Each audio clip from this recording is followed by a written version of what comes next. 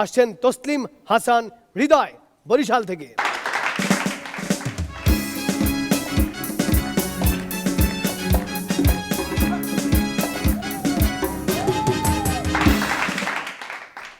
আচ্ছা বলেন তো, এই মুহূর্তে এই হাসির মঞ্চে সবচেয়ে বড় চাপাবাজি কথা কি? এই আমি বরিশালের ছেলে হয়েও চাপাবাজি করি না। আচ্ছা নিপুণ ম্যাডাম, এই আমি বরিশালের ছেলে বলে কেউ জানতে চায় না আমার দুঃখগুলো, কেউ বুঝতে চায় না আমার কষ্টগুলো, কেউ দেখতে চায় না আমার এই হতাশাগুলো, কিন্তু সবাই লক্ষ্য করে আমার এই বাদরামিগুলো। সেদিন আমি মিরু ভাইকে গিয়ে বললাম, মিরু ভাই একটা বুদ্ধি দরকার। ভাই শোনেন, আমি দুইটা মেয়েরে পছন্দ করি, একটা মেয়ে অপূর্ব সুন্দরী কিন্তু গরিব, আর একটা মেয়ে কালো কিন্তু অনেক ধনী। ভাই আমি কাকে বিয়ে করব?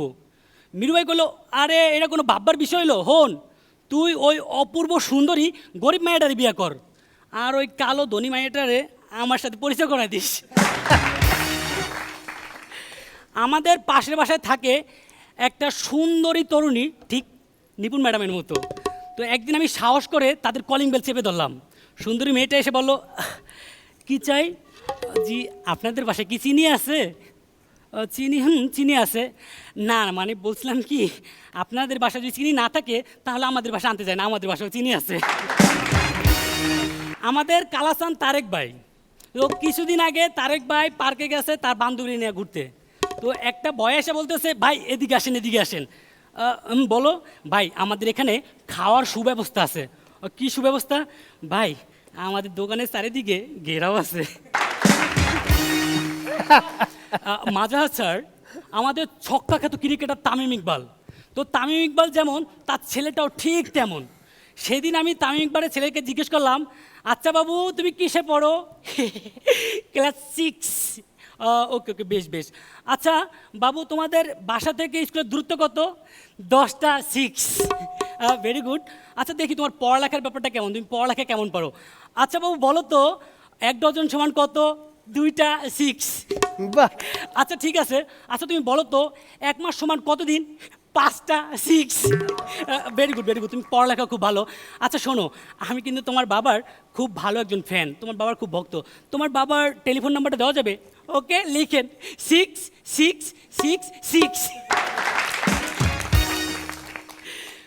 আমাদের পাশের বাসার একটা আন্টি রোজ তার ছোট্ট মেয়েটাকে সাথে করে স্কুলে নিয়ে যায়, আবার স্কুল থেকে নিয়ে আসে, নিয়ে যায় আবার নিয়ে আসে, কারণ তার ছোট্ট মেয়েটা কিছুই বুঝে না। তার মেয়েটা এখন বড় হয়েছে, কিন্তু আন্টি এখনও তার মেয়েটাকে সাথে করে নিয়ে যায় আবার নিয়ে আসে, কারণ তার মেয়েটা এখন সবই বুঝে। আমাদের একটা ইঞ্জিনিয়ারের ছাত্র তার স্যারকে বলতেছে, স্যার আমি এমন একটা পদ্ধতি আবিষ্কার করছি যার মাধ্যমে আপনি দেয়ালের এই পাশ থেকে ওই পাশ দেখতে পারবেন। স্যার বললো, বাহ দারুণ, কী সেই পদ্ধতি? ছাত্রটি বললো, স্যার দেয়ালটারে গর্ত করিয়া। Thank you.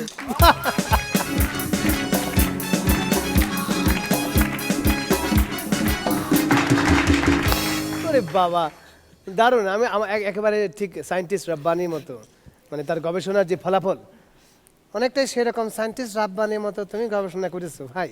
তুমি যেভাবে দেয়াল থেকে ওই দেয়ালে দেখার জন্য যে ফোটাটা করেছো সে মারাত্মক জিনিস কিন্তু ভাই। আমি একবার এক লোককে দেখেছিলাম, তারা এত বড় ইঞ্জিনিয়ার দিয়ে বিল্ডিং বানিয়েছে, 3 তলা বিল্ডিং বানানোর পর তাদের মনে পড়েছে তারা সিঁড়ি দেয়নি, বাঁশ দিয়ে উঠেছে, তো বাঁশ নামানোর উপর থেকে তো 3 তলা ওটা জায়গা নাই, ওরা সিঁড়ি বানায় নাই ডিজাইনে। অসাধারণ পারফরমেন্স ছিল। জুয়েল ভাই। হৃদয়, তুমি হৃদয় জয় করার জোকস বলেছ, আমরা সবাই শুরু থেকে শেষ পর্যন্ত হেসেছি।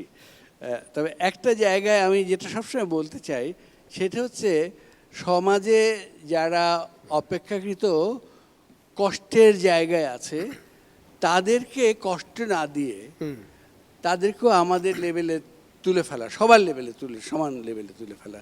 যেমন তুমি প্রথম দিকে একটা জোক বলতে গিয়ে বলছিলে যে একটি মেয়ে কালো, খুব সুন্দরী, আরেকটি মেয়ে কালো। সুন্দরীর মধ্যে কালোর মধ্যে পার্থক্যটা কি?